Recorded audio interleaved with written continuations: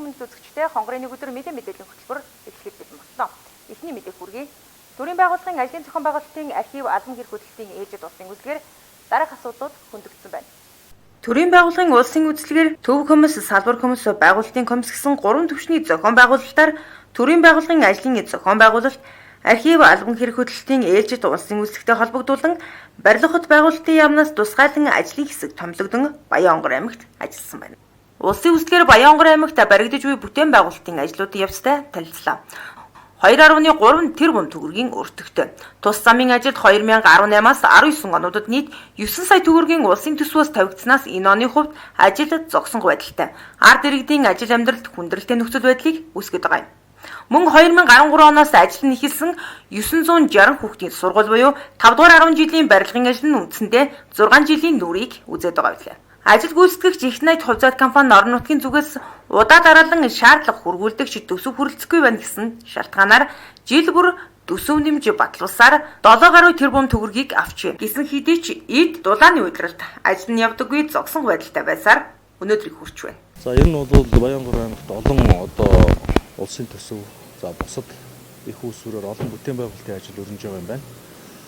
За бүтээн байгуулалтын ажил ихэнх ажлууд бол эрт сайтай боломжтой явж гин гэж ингэж үзэж байна. За зарим онцгой анхаарал татсан хидэн объект байна. За энэ дотор бол барилга хот байгуулалтын яамны сайдын багцаас хэрэгжиж байгаа үерийн далангийн ажил байна. За мөн энэ 960 хүүхдийн баха сургуулийн барилга байна. За энэ хоёр объект төсөл арга хэмжээ бол график хугацаа хоцролттой. Тэгээд дээр нь ажил их тааруу явж байгаа ийм байдлыг газар дээр нь үзлээ. За энэ асуудлаар аймгийн удирдлагуудаас холбогдох газруудаас бичиг аваад тэгээд очингууд Улаанбаатар хотод бид холбогдох байгууллагуудад дуудаж уулзаж хуралдана. Тэгээд тодорхой шийдлүүдийг холбогдох яамттай хамтарч гаргана гэж бодож байна. Тухайлбал юм бол сургуулийн барилгын тухайд бол болон соёлын шинжилгээ ухааны спортын яам бол захиалагч нь учраас бид нарт тэдэнтэй хамтарч ажиллах юм шаардлагатай. За үерийн далангийн тухайд бол манай яам дангаараа шийдчих юм болцоотой байгаа. Тэгээд бид энийг маш богино хугацаанд асуудлыг шийднэ гэсэн ийм дүгнэлттэй бодож байна. Эдгээр нөхцөл байдлыг газар дээр нь судлаж танилцаад ажлуудыг яарвчлуулах тал дээр онцгой анхаарч шаардлага хүлээж авахгүй зарим гүйцэтгэгч аж ахуй нэгжийг яамны харж ихсалтанд оруулах буюу ажлыг шилжүүлэх хүртэл шийдвэр гаргах юм байна. Орон нутгийн иргэдийн өмнө тулгамдж буй эдгээр асуудлыг эцэслэн шийдвэрлэхэд харьяа яамны төрийн нарийн бичгийн даргын хувьд тодорхой анхаарч ажиллагаа нь тэрээр илэрхийллээ. За ер нь бол Баянхонгор аймгийн Баянхонгор сумын хөгжил өнгө төрх бол бас өөдөө дэшээ байна гэж би бол ингэж дүгнэж байна. За Монгол Улсын засгийн газраас 150 мянгаад орон сууц үндэсний хөтөлбөрийг баталсан. Энэ хүрээнд хидэн зорилт дэвшсэний нэг тухайлах юм бол ашиглалтын шаардлага хангахгүй орон сууцыг дахин буулгаж, барилгажуулах, дахин төлөвлөж барих те. Энэ ажил бол Баянхонгор аймагт бол илүү онцгой. Онцлогтой давуу ингэж явж байгаа юм байна. Энэ туршлагыг бол би газар хөдлөлийн эсрэг байнгын ажиллагаатай үндэсний зөвлөл байгаа. Энэ зөвлөл дээр бас танилцуулна гэж бодож байна. За дээр нь бол аймаг орон нутгийн орон сууцчлуулах энэ процесс бол Баянхонгор аймагт бол бас төлхөө илүү сайн явж байна. Энэ бол бас бусад аймагт туршлага болох үе зүйл байна. Нөгөө талаараа статистик мэдээ харах юм бол Баянхонгор аймгийн Баянхонгор сумын энэ хүн амын өсөлт бол жил ирэх тусам нэмэгдэж байгаа маань 2000 гаруй хүнээр жил тусам нэмэгдэж байгаа гэдэг бол илүү сайн үзүүлэлт тийм ээ. Тэр ч утгаараа энэ орон сууцчлалт бол илүү сайн явж байна. Энэ бол уялдаатай эрг ийм үзүүлэлтүүд бол явж байгаа юм байна. Тэгээд энэ аймаг орон нутгийн энэ явж байгаа үйл явцыг дэмжихийн тулд энэ инженерийн шугам шүлжээ, за үерийн хангамжийн бэлтгэл арга хэмжээнүүдийг бол хийх зайлшгүй шаардлага байна. Тийм учраас энэ сая энэ явахгүй үерийн далангийн ажилч гэдэг юм энэ ажлуудыг бол бид эрчимжүүлэх тал дээр онцгой анхаарч ажиллана гэж бодож байна. Дараагийн мэдээ хүргэе. Иргэдийн төлөөлөгчдийн тэргүүлэгчдийн хурал боллоо. Энэхүү хурлаараа дараах 5 асуудлыг авч шийдсэн байна. Иргэдийн төлөөлөгчдийн тэргүүлэгчдийн хурал энэ 7 хоногт болж өндөрлөлөө.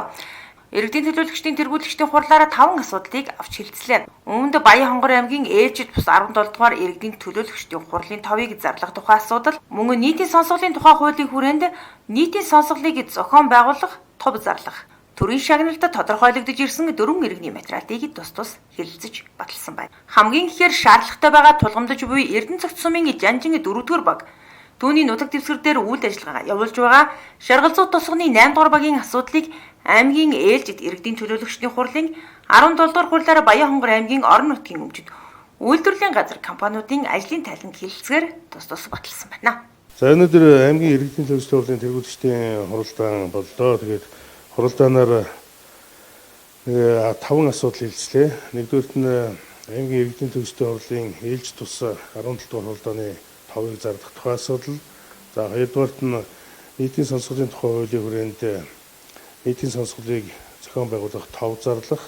За сонсгол зохион байгуулах даргалагчийг томилох тогтоолыг батлан гаргалаа. Мөн төрийн шагналд тодорхойлж ирсэн 4 иргэний материалыг бас хэлэлцэж батллаа. За хамгийн төвөгтэй асуудал болох Эрдэнэ цагт сумын Жанжин 4-р баг гэсэрний тэр баг дээр үйл ажиллагаа явуулж байгаа Шаргалзуу тосгоны 8-р багийн асуудал нэлээд яригдлаа. Энэ асуудлын хүрээнд аймгийн газрын харилцаа барилга хөтөлбөрийн газраас ирүүлсэн албан бичгийн хүрээнд мөн Эрдэнэ цагт сумын иргэдийн төлөөлөгчдийн хурал эсвэл дараагаас ирсэн албан бичгийн хүрээнд бас танилцуулга хийж тэргүүлэгч танилцсан мэдээлэл солилцлоо. Тэгээд өнөөдрийн яригдсан асуудлаас чухал гэж үзэх асуудал нь бол аймгийн иргэдийн төлөөлөгчдийн хурлын 17 дугаар хуралдаан. 17 дугаар хуралдаанаар аймгийн иргэдийн төлөөлөгчдийн хурлын ажлын төлөвлөгөөнд тусгагдсны дагуу Баянхонгор аймгийн орон нутгийн өмчөд үйлдвэрийн газар компаниудын ажлын тайланг хэлэлцгээр батллаа. Мөн 380 жилийн хүрээнд хийгдсэн ажлын мэдээллийг бас энэ хурлаар авч хэлцгээе. За 3 дугаарт нь Улаанбаатар хотын нутгийн зөвлөлийн ажиллах дүрм журам тэдгээрийг цаашид хэрхэн яаж зохион байгуулах вэ? Нэгдсэн нэг нутгийн зөвлөлтөд болж ажиллах талаар бас иргэдийн төлөөлөгчдийн хурлаараа санал оруулах гэдэг зүйлийг яаж тогтлоо. За 4-дүгээрт нь боловсролын сан байгуулах тухайн асуудлыг бас энэ хуралдаанаар авч хэлцээ гэсэн ийм асуудлуудыг шийдвэрлээ. Тухайн үед 1999 оны Баянхонгор аймгийн Эрдэнэ төлөөлөгчдийн хурал болон Баянхонгор сум Эрдэнэ цагт сумын хурлуудын шийдвэрээр Эрдэнэ цагт сумын тус багийг татан буулгаж Шаргалзуутын багийг байгуулснаар газрын асуудал иргэдийн дунд өсөж тухайн үед улсыг хурлаарч асуудал хэлэлцэгдэж байсан байна. Тэргүүлэгчдийн хурлаар ажлын хэсэг байгуулж багаас нь аймгийн иргэдийн хуралд иргэдээр нь хэлэлцүүлээд шийдвэр гаргуулах хугацаатай үүрэг даалгавар өгөгдсөн байна. За өнөөдөр аймгийн иргэдийн төлөөлөгчдийн хурлын тэргүүлэгчдийн хуралд манайх асуудал болгож оруулж байна. Юу гэхээр Баянхонгор аймгийн Баянхонгор сумын Шаргалзуутын 8 дугаар багийг хэрхэн шийдвэрлэх талаар хэлэлцэж байна. За энэ дээр манай дээр газрын мэдээллийн сан улсын хэмжээнд үүсэнтэй холбогдуулан Шаргалзуутын орчмын газар эзэмшигч, ашиглагч, хүмжлэгчдийн газрын мэдээлэл орох боломжгүй болчиход байгаа юм. За энэ юу гэхээр 1999 оны Баянхонгор аймгийн иргэдийн төлөөлөгчдийн хурал болон Баянхонгор сум Эрдэнэ цагт сумын хурлуудын шийдвэрээр Эрдэнэ цагтын элбэнхий багийг татан болгох Шаргалзуутын багийг байгуулсан байдаг. Энэ шийдвэр маань улсын хурал хүртэл явж хэлэлцэгдэж шийдвэрлэдэг болоод ийм асуудал үүсэж байж байна. За тэгээд тухайн асуудлыг хэлэлцэж шийдвэрлэхийн тулд өнөөдөр аймгийн иргэдийн хурлаас ажлын хэсэг байгуулах багаас нь аймгийн иргэдийн хурал хүртэл иргэдээр нь хэлэлцүүлээд шийдвэр гаргуулах хугацаатай үүрэг даалгавар өгөгдөж байна.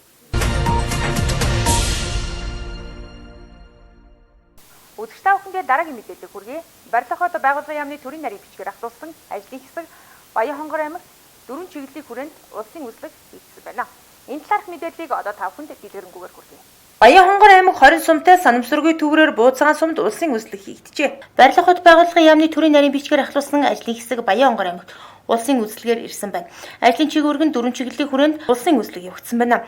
Үүнд архив албан хэрэг хүртэлд хэрхэн явагдаж байгаа, байгууллагын архив, байгууллагын захин мэдээллийн сан хэрхэн бүрдэгдэж байгаа, мөн төрийн байгууллагын ажлын зохион байгуулалт гэсэн чиглэлүүдээр үзлэг хийгдсэн байна. Санамсаргүй төврөөр бууцгаан сумд улсын үзлэг хийгдэж, сумдын тамгын газрын хурал, сургууль цэцэрлэг, архив, албан хэрэг хөтөлтийн үйл ажиллагаа ямар байгаа, захин технологи нэвтрүүлэлт, төрийн байгууллагын зохион байгуулалт хэрхэн явагдаж байгааг үзэж дүгнэлт хийсэн байна. За үндсэндээ 4 чиглэлийн хүрээнд энэ архивын ус үзлэг явагдаж байна. За нэгдүгüүрт нь бол архив албан эрх хөтлөлт, хоёрдугаарт нь байгууллагын архив, гуравдугаарт нь энэ архивын үйл ажиллагаанд захин мэдээллийн сан хэр бүрдэгдэж байгаа талаар, дөрөвдүгüүрт нь төрийн байгууллагын ажлын зохион байгуулагдсан ийм дөрвөн чиглэлээр бол үйлчлэгдэж явж байна. За барилга хот байгуулалтын яамны төрийн нэрийн бичгийн дараагаар ахлуулсан магнаас урнаар ахлуулсан ажлын хэсэг өчигдөр буу цагаан суманд бол сумын удирдлага оролцож тэнд анхны усын үсгийнхаа нээлтийг хийгээд сумын удирдлага, сумын албан хаагчтай уулзаад сумдын тамгын газар, хурал, за сургууль цэцэрлэгийн архив албан үйл ажиллагаа ямар байна, захин технологи нэвтрүүлэлт нь ямар байж байна, за төрийн байгууллагын зохион байгуулалт нь ямар вэ гэдгийг бол үзээд ирсэн. За ерөнхийдөө бол энэ Баянхонгор аймаг бол бас нэг онцлог байж байгаа. Анх удаа аймагуудаас бол хамгийн анхны архивын зориултын юм нэгдсэн байртай болсон. Энэ байртай болж байгаатай холбогдуулаад энэ архивын улсын үйлчлэгийг хэрхэн явуулах талаар үзүүлэх сургалтыг 21 аймаг болоод хууль зүйн дотоод хэргийн яам холбогдох байгууллагын төлөөлөлд оролцож энэ нээлтийн үйл ажиллагаа болоод архивд улсын үйлчлэгт хэрхэн бэлдэх, архивын үйл ажиллагааг хэрхэн стандартын дагуу явуулах гэдэг чиглэлээр сургалт үйл ажиллагаа явуулсан, сургалтууд явуулсан, өөрсдөө сургалт авсан бас нэлийн гол ажлуудыг хийгснээр бол бусад аймагуудаас илүү онцлогтой. За мөн бас өөрийнх нь 2009 он, 2015 онд явагдсан улсын үйлчлэгээр бол нэлийн дээгүүр байрт орж исэн харьцангуй бас үйл ажиллагааны юм тогтмолцсон ийм байгууллага ийм аймаг байгаа. Гэхдээ бол байгууллагын ажлын хэсэг маань энэ өдөртөн заагдсныхаа дагуу бүх архивын зохион байгуулалтын архивын төрийн байгууллагын зохион байгуулалтын ажлын чиглэлийг бол ажлын хэсгийн гишүүд тус-тусдаа үзээд ингээд явах юм аа. Өдөртөн зааснаар бол аймгийн засаг даргын тамгын газар хурлыг үзнэ. За энэ дотроос бол 2А гэдгийг бол самсаргуу байдлаар сонгож үзнэ. Ажлыг шалгах явцдаа болоод мөн ажлын хэсгээр мөн орон нутгийн удирдлагатай бас ярилцсан үндсэн дээр бол 2-оос доошгүй гэж байгаа. Заавал 2 биш, 2-оос доошгүй агентлагийг шалгана. 2-оос доошгүй сумыг шалгаж үзнэ гэсэн ийм чиглэлтэй явж байгаа. Одоо 19 оных маань энэ өөрөө хуультай 4 жилд нэг удаа ийм архивын улсын үйлчлэгийг явуулахаар ийм архивын тухай хуулинд заасан.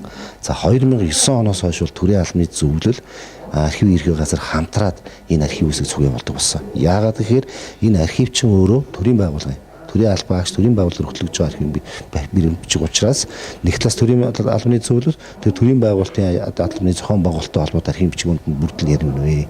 Тэнд байх ёстой агуулга чанарын хувьд ямар байна вэ гэдэг талаас нь архивын болох дээр яг тэр архивын стандарт заасан юм аа үзээ явна. За нийтлэг байдлаар ямар дүн бантай гарах вэ гэдэг бол энэ 9 сарын сүүлээр 10 сард бол бүх ажлын хэсгүүд дүнгээ нэгтгэгдээд тэр дүнгийнхаа хүрээнд нийтлэг алдаа зөрчил батгал ямар байна? Тухайсан аймаг яам агентлаг дээр ямар зөрчил батгал байна гэдэг бол нэгдсэн байдлаар хэлцэгдээд нэгдсэн улсын авралтанд ороод тодорхой асуудлын үүдүүд төвшүүлээд ингээд шийдвэрлээд явдаг ийм юмтай учирч янзтай байна. За Баянхонгор аймагт бид өчигдөрөөс ажиллаад хэлсэн гэдэг чинь 4 байна. Ажлынхаа багт хамжаас хамаарад 4-5 хоног ажиллана. Баянхонгор аймаг анх удаа бусад аймагуудаас анхны зориулалтын стандарт барьтай улсын архивд хэрхэн бэлдэх талаар сургалт авсан давуу талтай аймаг. 2009-2015 онуудад улсын үйлчлэгээр дээгүүр байр эзэлж байсан нь туршлагатай аймаг юм байна.